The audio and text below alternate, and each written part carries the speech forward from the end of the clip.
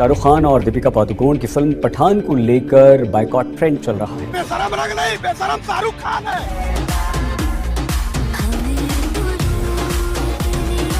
दीपिका पादुकोण का क्या नाम है? वो मोहम्मदन लेडी। नौजवानों की जिंदगी के रंग में भंग डाल रही बेरोजगारी पर जिम्मेदार नेता कब बोलेंगे? हर धर्म ने एक रंग को चुन लिया है, पर रंग का तो कोई धर्म नहीं होता। अक्षय कुमार हो चाहे रणवीर सिंह, जॉन अब्राहम हो चाहे टाइगर श्रॉफ, अजय देवगन हो चाहे आयुष्मान खुराना, सब के सब पिट के गए हैं बॉक्स ऑफिस कलेक्शन पे। एक तो कोविड की वजह से वैसे भी लॉस हुआ है, ऊपर से बॉलीवुड की 2 साल से कोई मूवी नहीं चल रही है।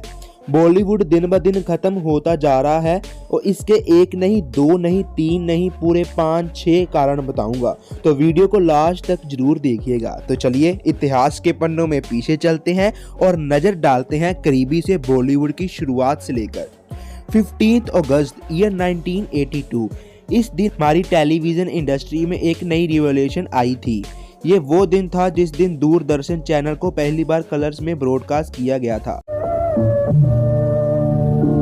अगर टेलीविजन की बात करूं तो उनका इस्तेमाल तो इंडिया में लेट 1950 के करीब से ही होने लग गया था, पर ये 15 अगस्त 1982 का ये एक दिन टेलीविजन हिस्ट्री का टर्निंग पॉइंट था, क्योंकि इस दिन से दूरदर्शन को ब्रॉडकास्ट किया जाने लगा था सैटेलाइट्स की मदद से। इसके पूरे 18 साल बाद एक और टर्निंग पॉइंट आता है साल 2000 में। इस साल में इंडियन गवर्नमेंट ने अलो किया था कि इंडिया में डीटीएच ब्रॉडकास्टिंग किया जाएगा। इसके 3 साल बाद साल 2003 में डिश टीवी इंडिया की पहली डीटीएच थी। थोड़ा और विश करो, डिश करो।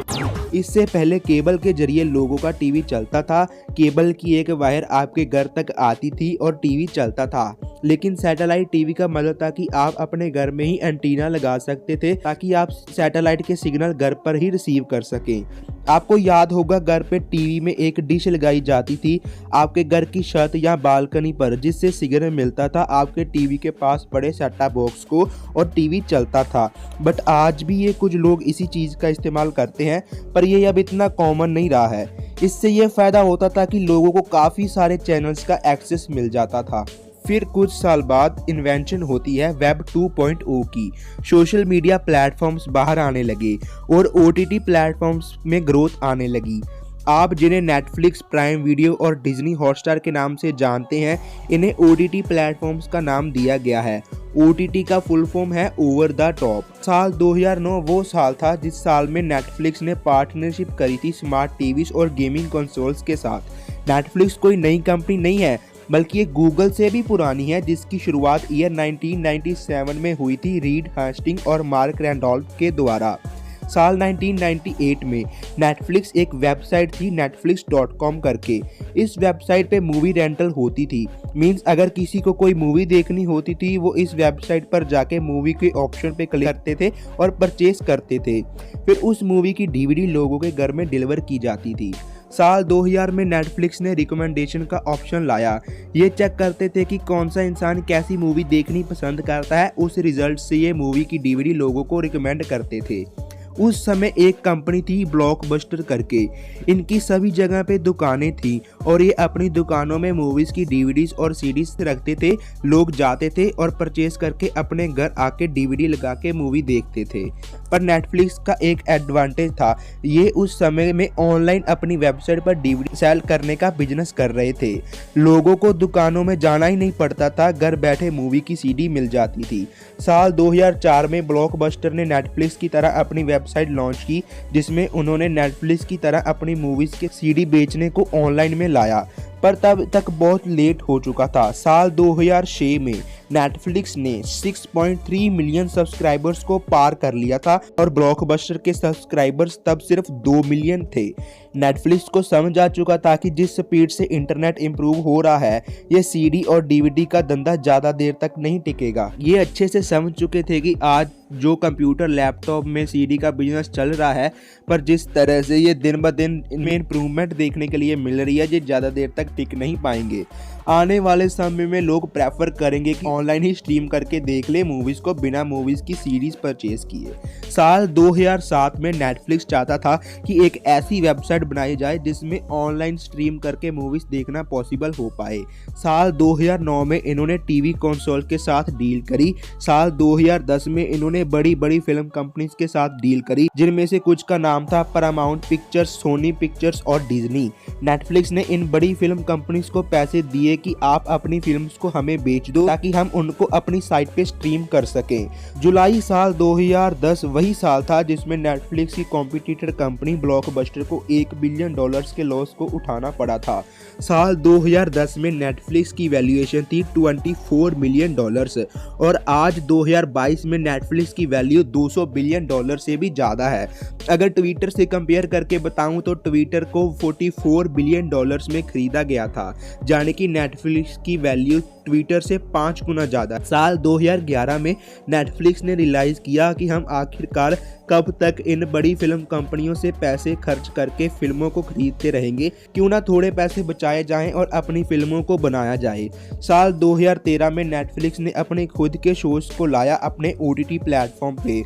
हाउस ऑफ कार्ड्स और orange is the new black Netflix के ये पहले 2 टीवी शो थे और ये बहुत सक्सेसफुल भी निकले थे। फिर नेटफ्लिक्स ने अपनी और टीवी शोज को बनाया और अपनी टारगेट ऑडियंस को उनके इंटरेस्ट के हिसाब से शोज दिखाए और पॉपुलैरिटी हासिल करी हर जॉनरा के शोज बना के। आज नेटफ्लिक्स के 3000 से भी ज़्यादा अपने ओरिजिनल शोज हैं, जो कि नेटफ्लिक्स के टोटल कंटेंट का आधा है। 50.017% कंटेंट नेटफ्लिक्स का अपना है और बाकी का उन्होंने प्रोडक्शन कंपनी से खरीदा है। अगर अब मैं कंपेयर करूं आज के इस OTT ज़माने में उस टीवी केबल या डिश के ज़माने को, तो बहुत ज़्यादा डिफरेंस है दोनों में। तब लोगों को जो टीवी में दिखाया जा रहा था वही मूवी या शो देखना पड़ता था, पर अब लोग OTT की मदद से अपने मनपसंद की कोई भी मूवी देख सकते हैं अपने फेवरेट एक्टर और कास्ट की। उनके रिमोट और टीवी का कंट्रोल उनके अपने हाथ में है। और तब मैंने आपको OTT की फुल फॉर्म तो बताई थी, पर उसका मतलब नहीं बताया था। यहाँ एयरटेल, वीडियोकॉन, डिश टीवी जैसी कंपनी से अपनी मर्जी का कंटेंट लोगों को दिखाती थी। जो मूवीज चैनल पे लगी होती थी वही मूवी लोगों को देखनी पड़ती थी। पर आज लोग ये अपने नेटफ्लिक्स, हॉटस्टार और अमेजॉन प्राइम वीडियो जैसे प्लेटफॉर्म्स पे टीवी शोज को अपने कंट्रोल में देख सकते हैं, क्योंकि ये OTT प्लेटफॉर्म्स डायरेक्टली व्यूअर के पास पहुंच जाते हैं, इसलिए इसे ओवर द टॉप कहा जाता है। इंडिया में सबसे पहला OTT प्लेटफॉर्म रिलायंस एंटरटेनमेंट ने लॉन्च किया था, जिसका नाम था बिग फ्लिक्स साल 2008 में। Does your TV give you over 500 of the latest blockbusters? पर इसका मॉडल थोड़ा अलग था, क्योंकि ये video on demand service provide करता था। मतलब कि आपको जो भी मूवी देखनी होती थी उसके लिए अलग से पे करना पड़ता था एक पर्टिकुलर मूवी के लिए। पर OTT प्लेटफॉर्म्स की ग्रोथ साल 2016 के बाद ही देखने को मिली, जब जी ने अपना डिट्टो टीवी लॉन्च किए और सोनी लिव को लॉन्च किया गया था साल 2013 में। डिट्टो टीवी पर वो शोज आते थे जो तब टीवी पर दिखाए जाते थे। हॉटस्टार ने एंट्री मारी साल 2015 में, जिसे आज के दिन डिज्नी प्लस हॉटस्टार के नाम से भी जाना जाता है। और इसके पूरे 1 साल बाद साल 2016 में इंडिया में नेटफ्लिक्स की एंट्री होती है। जनवरी 2016 में एक ऐसी चीज हुई जो इस OTT की दुनिया को एकदम से ही बदल डालती है, वो है रिलायंस जियो। We will be able to provide an abundance of high quality, high speed data and transform India from a high price data market to one with the lowest data rates anywhere in the world. जियो के आने की वजह से India में internet बहुत सस्ता हो जाता है और इन OTT प्लेटफॉर्म्स को और ग्रोथ देता है। यही कारण है कि आज इंडिया में 40 से भी ज्यादा OTT प्लेटफॉर्म्स हैं और ये दिन व दिन और ग्रोथ करते जा रहे हैं। लॉन्च कर रहे हैं अपना OTT ऐप SRK Plus और मैं होस्ट करूंगा बिग बॉस OTT फूड पे। तो क्या कारण है कि अक्षय कुमार उनकी फिल्में फ्लॉप होने लगी? हर हफ्ते नई मूवीज, नए shows. Just wait a few weeks, I'm coming to you. That is the error that according to me the film industry is doing. Internet नहीं था, लेकिन आज है और सही है कि इंटरनेट ने इसकी उपलब्धता की रफ्तार बढ़ा दी है। दो तरीके होते हैं इन OTT प्लेटफॉर्म्स के पास अपने स्ट्रीमिंग एप्लीकेशन पर कंटेंट स्ट्रीम करने के लिए। पहला ये कि इन्हें किसी फिल्म के ब्रॉडकास्टिंग राइट्स को खरीदना पड़ता है, मतलब कि किसी प्रोडक्शन हाउस के कोई भी फिल्म बनाई है उनको पैसे दे के खरीद के अपनी ऐप में दिखाया जाता है। दूसरा ये कि अपना खुद का प्रोडक्शन करना, खुद किसी मूवी को प्रोड्यूस करना अपने OTT प्लेटफॉर्म के लिए। पर इससे पैसे कैसे कमाए जा सकते हैं, आइए जानते हैं। इन OTT प्लेटफॉर्म्स के पास 4 तरीके होते हैं मोनेटाइजेशन के। पहला है AVOD, advertising based video on demand. इसमें क्या होता है कि आप कोई मूवी या कोई भी वेब सीरीज फ्री में देख सकते हैं उनके OTT प्लेटफॉर्म पर, लेकिन आपको बीच बीच में ऐड देखने के लिए मिलेगी। ये सबसे आसान तरीका होता है लार्ज ऑडियंस को किसी एप्लीकेशन या OTT पर अट्रैक्ट करने के लिए, क्योंकि सारा कंटेंट तो फ्री में होता है, जिसकी बेसिक एग्जांपल YouTube ही है, जिस पे आप ये वीडियो मैक्स प्लेयर और G5 ये दोनों OTT प्लेटफॉर्म्स भी शामिल हैं जो AVOD मोनेटाइजेशन मॉडल का इस्तेमाल करते हैं। पर अब इन्होंने भी अपना प्रीमियम ऐप्स को लॉन्च कर दिया है, MX Gold and G5 premium membership. अब दूसरा मोनेटाइजेशन मॉडल है SVOD, subscription video on demand. इसमें क्या होता है कि देखने वाले को एक सॉर्ट ऑफ अमाउंट पे करना पड़ता है किसी एप्लीकेशन को वॉच करने के लिए। इसका इस्तेमाल सिर्फ बड़े बड़े OTT प्लेटफॉर्म्स ही करते हैं, जैसे कि नेटफ्लिक्स, Amazon प्राइम वीडियो और Disney+ हॉटस्टार। छोटे OTT प्लेटफॉर्म्स इस मोनेटाइजेशन का मॉडल का इस्तेमाल इसीलिए नहीं करते हैं क्योंकि जिस OTT प्लेटफॉर्म को लोग अच्छे से जानते ही नहीं है उसके लिए पे क्यों करेंगे भला। AVOD मॉडल ज्यादा पॉपुलर है SVOD के कंपैरिजन में। जो ग्लोबल OTT रेवेन्यू है उसका आधा रेवेन्यू AVOD मॉडल से आता है और 40% SVOD मॉडल से, पर सबसे ज्यादा पैसे SVOD मॉडल से ही कमाए जा सकते हैं। तीसरा मोनेटाइजेशन मॉडल है TVOD, transaction video on demand. दूसरा नाम है पे पर व्यू। iTunes और रिलायंस का जो बिग फ्लिक्स का जिसका मैंने पहले एग्जांपल दिया था, और Amazon प्राइम वीडियो, इस पर कुछ फिल्में इसी मॉडल्स के जरिए दिखाई जाती हैं। आखिरी मॉडल है हाइब्रिड मॉडल। यहाँ पर इन तीनों मॉडल को कंबाइन करके दिखाना, यानी कि फ्री में भी लोग देख सकते हैं और सब्सक्रिप्शन भी ले सकते हैं। अगर सब्सक्रिप्शन लेंगे तो ऐड नहीं आएगी और अगर नहीं लेंगे तो ऐड आएगी। जैसे YouTube में फ्री में देखोगे तो बस ऐड आएगी, अगर ऐड रिमूव करनी है तो YouTube का प्रीमियम सब्सक्रिप्शन ले सकते हो। जिसके 2 और परफेक्ट एग्जांपल्स Disney हॉटस्टार और MX प्लेयर भी है।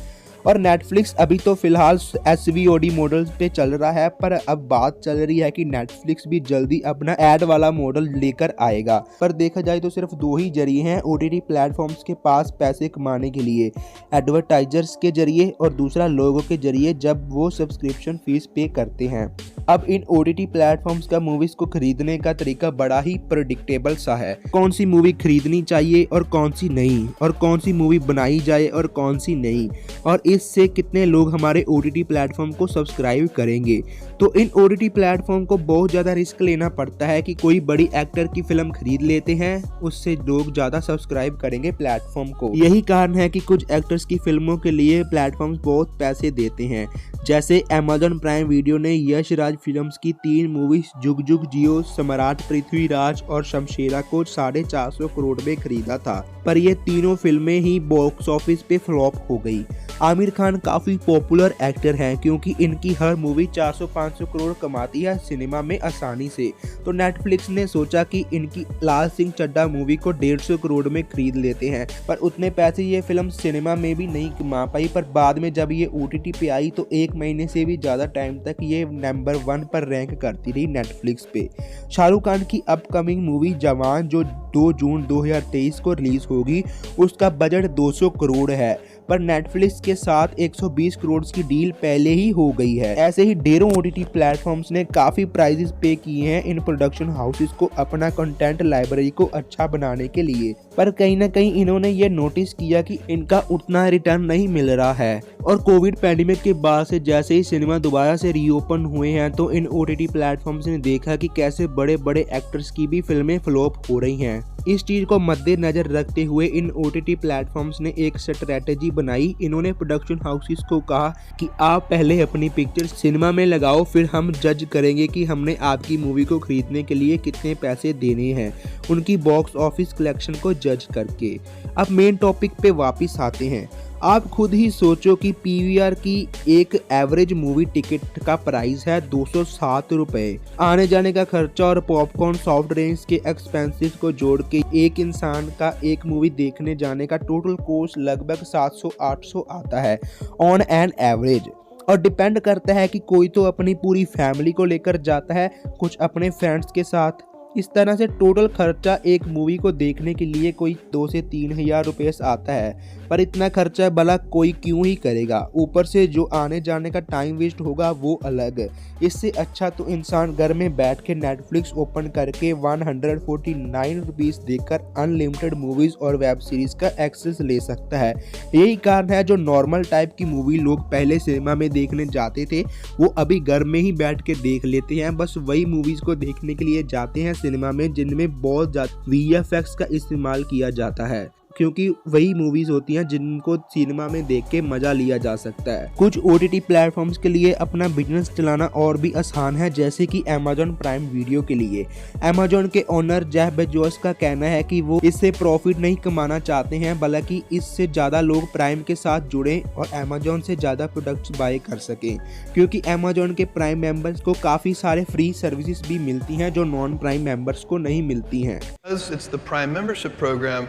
From a business point of view, we also like the business results because it drives people to join Prime, and then once they've joined Prime, they enjoy the fast free shipping, so they also buy a lot of products from us. So it's a vehicle to make fantastic content, and from a business point of view, it works for us as well. आने वाले कुछ साल इन OTT platforms के लिए और भी अच्छे होने वाले हैं। डिलॉइट की एक रिपोर्ट है 25 फरवरी 2022 की ऑल अबाउट स्क्रीन्स के नाम से। इन्होंने एस्टीमेट किया कि हर साल इन OTT प्लेटफॉर्म्स में 20% ग्रोथ देखने को मिलेगी और अगले डिकेड तक 1.2 लाख करोड़ इनकी वैल्यूएशन हो जाएगी। स्टैटिस्टिक्स ने डिपिक्ट किया है कि आज के दिन इंडिया में 39.7 करोड़ OTT यूजर्स हैं और हॉटस्टार सबसे ज़्यादा सब्सक्राइब्ड और सबसे ज़्यादा वॉच्ड OTT सर्विस है। सेम रिपोर्ट बताती है 2021 में 665 मिलियन $US की अमाउंट इन OTT प्लेटफॉर्म्स ने इन्वेस्ट की थी मूवीज और वेब सीरीज बनाने और खरीदने के लिए। सबसे ज्यादा पैसे इनमें से डिज्नी प्लस हॉटस्टार ने ही स्पेंड किए थे, $380 मिलियन। डेलॉइट की सेम रिपोर्ट के अकॉर्डिंग इंडिया में रहने वाला हर एक पेइंग कस्टमर OTT के लिए 2.4 सब्सक्रिप्शन लिए हुए है और स्टैटिस्टा के अकॉर्डिंग जो एवरेज रेवेन्यू पर OTT यूजर कमाया जा रहा है 2022 में 520 रुपये है। इससे ज़्यादा नंबर तो हमारे पास नहीं है बताने के लिए, क्योंकि OTT प्लेटफॉर्म्स एग्जैक्ट नंबर्स कहीं भी शो नहीं करते हैं, पर दूर से देख के ये एस्टीमेट जरूर लगाया जा सकता है। जैसे कि नेटफ्लिक्स ने बताया था कि उनका आज तक का सबसे पॉपुलर शो स्क्विड गेम रहा है। मतलब साफ है कि नेटफ्लिक्स को ज़्यादा यूजर स्क्विड गेम की वजह से ही मिले थे। ओवरऑल ये पहला मेजर कारण है बॉलीवुड की मूवीज के फ्लॉप होने का, क्योंकि OTT प्लेटफॉर्म्स ने इनकी जगह ले ली। अब टॉपिक में आगे बढ़ते हैं और दूसरे मेजर रीजन को अच्छे से डिस्कस करते हैं, क्योंकि सिर्फ बॉलीवुड की मूवीज ही नहीं फ्लॉप हो रही बल्कि और भी इंडस्ट्रीज की मूवीज फ्लॉप हो रही हैं। और ऐसा क्या कारण है जो बॉलीवुड को छोड़ लोग टॉलीवुड और हॉलीवुड की तरफ ज्यादा अट्रैक्टिव हो रहे हैं दिन ब दिन? वो इसीलिए क्योंकि बॉलीवुड को लोग हिंदू फोबिक कहते हैं। ये एक प्रकार की फेक गैंग है जो बॉलीवुड की मूवीज को फ्लॉप करा रही है। इन्होंने बॉयकॉट बॉलीवुड को ट्रेंड करवाया है पिछले 2 साल से यूनिटी और सोशल मीडिया की मदद से। कोई भी नई बॉलीवुड मूवी आती है तो उसका नाम यूज करके बॉयकॉट का इस्तेमाल करते हैं, जैसे कि बॉयकॉट लाल सिंह चड्ढा, बॉयकॉट ब्रह्मास्त्र, बॉयकॉट राम सेतु, बॉयकॉट पठान। आइए अच्छे से जानते हैं पठान मूवी को आखिर बॉयकॉट क्यों किया जा रहा है। जब से पठान मूवी का पोस्टर और टीजर भी नहीं आया था, ये गैंग तब से बॉयकॉट पठान के ट्रेंड्स हर सोशल मीडिया एप्लीकेशन पर चला रही है। जो है शाहरुख खान का पोस्टर जलाया है और मैं खोज रहा हूँ, अगर वो कहीं मिल गया फिल्म जिहादी शाहरुख और जब से इस मूवी का पहला सॉन्ग बेशर्म रंग आया है तब से इस मूवी को और भी ज्यादा ट्रोल किया जा रहा है। सिनेमास में जाके मूवीज के पोस्टर को भी फाड़ा जा रहा है और आग लगा रहे हैं लोग पोस्टर्स को। इसका कारण ये बताया जा रहा है कि दीपिका पादुकोण इस मूवी में जो लीड एक्ट्रेस का रोल प्ले कर रही है, इन्होंने अलग अलग रंग के कॉस्ट्यूम्स पहने हैं। उनमें से एक है ऑरेंज, जो तिरंगे के पहले रंग को रिप्रेजेंट करता है। कुछ लोगों का ये भी कहना है कि गाने का नाम बेशर्म रंग रखकर ये तिरंगे की इंसल्ट कर रहे हैं।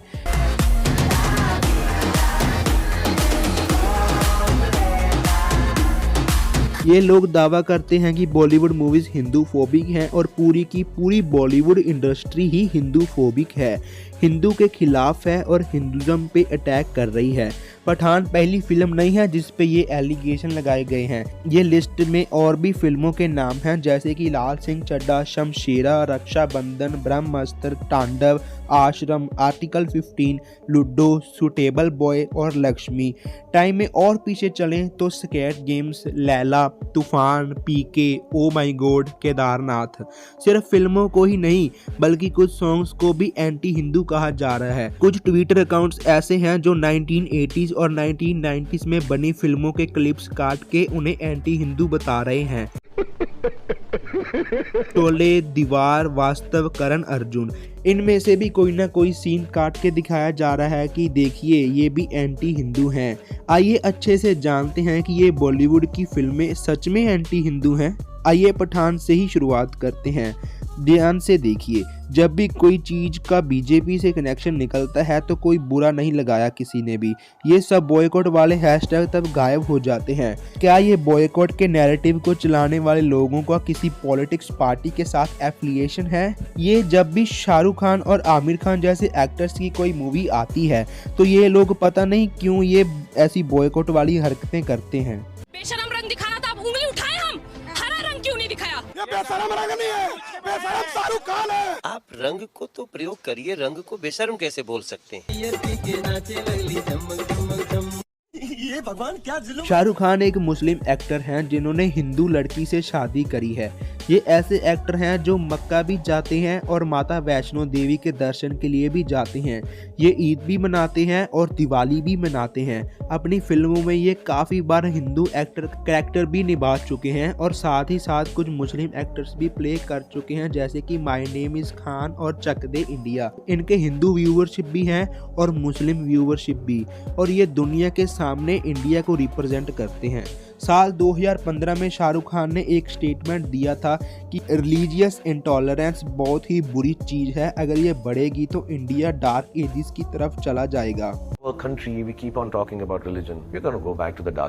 और फिर भी इतने अच्छे एक्टर को गलत बोला गया कुछ पॉलिटिक्स के लीडर्स के द्वारा। शाहरुख खान को निश्चित रूप से वो पाकिस्तानी एजेंट। शाहरुख खान इंडिया के ही नहीं बल्कि पूरी दुनिया के बहुत बड़े सुपरस्टार हैं, पर फिर भी कुछ इंडिया के ही लोग इनको धर्मों में बांट रहे हैं। मुझे लगता है शाहरुख खान की भाषा में और हाफिज सईद की भाषा में कोई अंतर नहीं है। मेरी बीवी जो है हिंदू है, मैं मुसलमान, और मेरे जो बच्चे हैं वो हिंदुस्तान। अब बेशरम रंग में जो ऑरेंज कलर इस्तेमाल किया गया था ये चीजें मैटर नहीं करती हैं। अब ऑरेंज कलर का कॉस्ट्यूम पहना है तो बोलते हो कि हिंदू रिलीजन में ऑरेंज कलर बहुत इंपॉर्टेंट है। अगर ऑरेंज नहीं तो ब्लू पहनेंगे तो फिर कहोगे कि ये भगवान शिव का कलर है, नीलकंठ कहा जाता है इस कलर में। येलो कॉस्ट्यूम पहनेंगे तो ये भगवान कृष्ण का कलर है, ग्रीन कॉस्ट्यूम पहनेंगे तो ये कहेंगे कि ये मुस्लिम का कलर है। तो फिर कौन से कलर का कपड़ा पहन के पिक्चर बनाई जाए? ब्लैक एंड व्हाइट फिल्में बनाना चालू कर दें। अब ब्लैक कलर से भी इनको दिक्कत होगी क्योंकि वो भी भगवान कृष्ण का कलर है जिसका मतलब ही एक्चुअल में ब्लैक होता है। ओवरऑल बात की जाए तो ये कलर के तरीकों से मूवी को बॉयकॉट करना एक बहुत ही गलत बात है। और भी कुछ मूवीज हैं और सॉन्ग्स बनाए जाते हैं कुछ पाखंडी बाबाओं के ऊपर, जैसे कि गुरमीत राम रहीम, आश्रम, रामपाल, मिर्ची बाबा, जलेबी बाबा। ऐसे बहुत ही फ्रॉड बाबा हैं जो लोगों को बेवकूफ बनाते हैं धर्मों के नाम पर। अगर इनको एक्सपोज करते हुए कोई फिल्म या वेब सीरीज बनाई गई तो उनमें तो कोई गलत नहीं निकलता है। ये लोग वैसे भी धर्मों के नाम पे थब्बा हैं जो धर्मों का नाम मिट्टी में मिलाते हैं। और मेरे पर्सपेक्टिव से तो ये जो पीके, ओ माय गॉड जैसी फिल्में और आश्रम जैसी वेब सीरीज है, ये तो पब्लिक के लिए बहुत ज्यादा जरूरी है, क्योंकि इनसे ही तो लोगों को अच्छी सीख मिलती है। आपके दिमाग के साथ खेल के कुछ लोग आपके माइंड में ये झूठी एग्जाम्पल्स सेट करते हैं कि वाकया में देखिए ये बॉलीवुड वाले शाम को रोज बैठ के हिंदुज्म को टारगेट करते हैं, पर ऐसा कुछ भी नहीं है। वाकया में ये सब कुछ बकवास है। कुछ लोग तो ये भी मानते हैं कि बॉलीवुड लव जहाद को प्रमोट करता है। एग्जाम्पल्स के तौर पे माई नेम इज खान में लड़का मुस्लिम है और लड़की हिंदू। सुशांत सिंह राजपूत की फिल्म केदारनाथ मुस्लिम लड़का हिंदू लड़की, और ऋतिक रोशन की जोधा अकबर, अक्षय कुमार की अतरंगी रे और लक्ष्मी, ये सब एग्जाम्पल्स आपके सामने रख दिए जाते हैं ताकि आपको लग सके कि हाँ यार बात तो बिल्कुल सही है। ये लोग जो बॉयकॉट के ट्रेंड चलाते हैं बहुत ही शातिर हो गए हैं। ऐसी फिल्मों की एग्जाम्पल्स लाते हैं ताकि बॉयकॉट बॉलीवुड की कम्युनिटी और भी बड़ी हो पाए। फॉर एग्जाम्पल गद्दार ऑल टाइम ब्लॉकबस्टर मूवी जिसमें लड़का सिख और लड़की मुस्लिम, और भी बहुत सारे एग्जाम्पल्स हैं। रेस 3, वीर जारा, एजेंट विनोद, इश्क जादे, सावरिया, एकता टाइगर, ए दिल है मुश्किल, जूम बराबर जूम, रंजना, द हीरो, बॉबी, सागर, ऐसे ढेरों एग्जाम्पल्स आपको मिल जाएंगे। जैसे मुस्लिम लोगों को फिल्म में और वेब सीरीज में एक झगड़ा करने वाले एक्शन वाले रोल रिप्रेजेंट करते हैं। सिख कम्युनिटी के डंप जैसा दिखाया जाता है जो कहीं भी कुछ भी बोल के कॉमेडी क्रिएट करते हैं। ऐसे ढेरों मूवीज हैं इसके एग्जाम्पल्स के रूप में। अगर उनको अपनी मूवी में कोई फिक्शनल से कैरेक्टर घटिया नहीं डाल सकते तो व्हाट दे डू इज वो किसी सिचुएशन में किसी बंदे को भेद बदल के सदा बना देंगे। तो इनामदार और काटे हैंगे। आहो ऐदा मतलब बारात तो आ गई है, सिर्फ जोड़ी का इंतजार है। दोस्तों बॉलीवुड मूवी बनाता है सिर्फ दो चीजों के लिए, एक लोगों के एंटरटेनमेंट के लिए और दूसरा कुछ सिखाने के लिए। मूवी में दिखाई गई हर एक चीज को गलत रिप्रेजेंट करना बंद कर दीजिए, क्योंकि बॉलीवुड एक बहुत बड़ी इंडस्ट्री है। हजारों मूवीज और वेब सीरीज बनी है और बन रही है। अगर मैं आपको नेगेटिव पॉइंट ऑफ व्यू से मूवीज दिखाऊं तो बहुत सारी मूवीज दिखा सकता हूं। अगर इस तरह से दिखाऊं कि बॉलीवुड इंडस्ट्री कितनी अच्छी है तो मैं ढेरों मूवीज इस रूप में भी दिखा सकता हूं कि देखिए इनमें से कितना कुछ सीखने के लिए भी मिलता है। जैसे शाहरुख खान की रिसेंट मूवी जीरो में कैसे किसी पीड़ित इंसान को कितना अच्छा रिप्रेजेंट किया गया था। कोई ऐसा इंसान भी लाइफ में बहुत बड़ा स्थान हासिल कर सकता है। ये मैंने आपको दो तरीके बताए हैं जिससे बॉलीवुड दिन ब दिन खत्म होता जा रहा है, एक तो ओटीटी और दूसरा बॉयकॉट्स के ट्रेंड की वजह से। और भी काफ़ी सारे रीजंस हैं बॉलीवुड के ख़त्म होने के, जैसे कि सुशांत सिंह राजपूत की डेथ, रीमेक मूवीज़ बनाना और नेपोटिज्म, मतलब कि एक्टर के लड़के लड़कियां एक्टर बन रहे हैं, फ्रेश और रियल टैलेंट को मौका नहीं मिल रहा है। और इसके अलावा और भी बहुत कारण है बॉलीवुड के ख़त्म होने के। आखिर में सोशल मैसेज के आधार पे मैं आपको यही संदेश देना चाहता हूं कि आप बॉलीवुड को सपोर्ट करो, बॉयकॉट नहीं, क्योंकि कंटेंट क्रिएटर्स बहुत ज़्यादा मेहनत करते हैं अपनी ऑडियंस को कंटेंट देने के लिए। एक नहीं काफ़ी लोग मिल के पिक्चर बनाते हैं और सेंसर बोर्ड से परमिशन लेते हैं और फिर भी पता नहीं कितना कुछ करते हैं। कभी कभार तो सेंसर बोर्ड उनकी मूवी अप्रूवल नहीं करता है, कभी कभी कर भी देता है, फिर भी कुछ लोग इनको बॉयकॉट करते हैं। आपने देखा होगा कि हर एक मूवी के शुरू में दिखाया जाता है कि एक फिक्शनल मूवी है, ये एक काल्पनिक मूवी है, इसमें हर एक सीन जो दिखाए गए हैं वो सब के सब काल्पनिक है। किसी भी रिलीजन को टारगेट नहीं किया गया, ना ही किसी इंडिविजुअल को किया गया, ना ही किसी कंट्री को।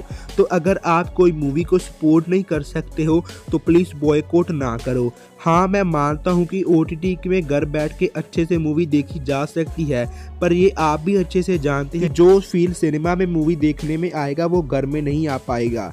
अगर ऐसे ही बॉलीवुड की हर एक मूवी फ्लॉप जाने लगी तो कोई प्रोड्यूसर आगे से इन फिल्मों में करोड़ों रुपए खर्च नहीं करेगा। धन्यवाद।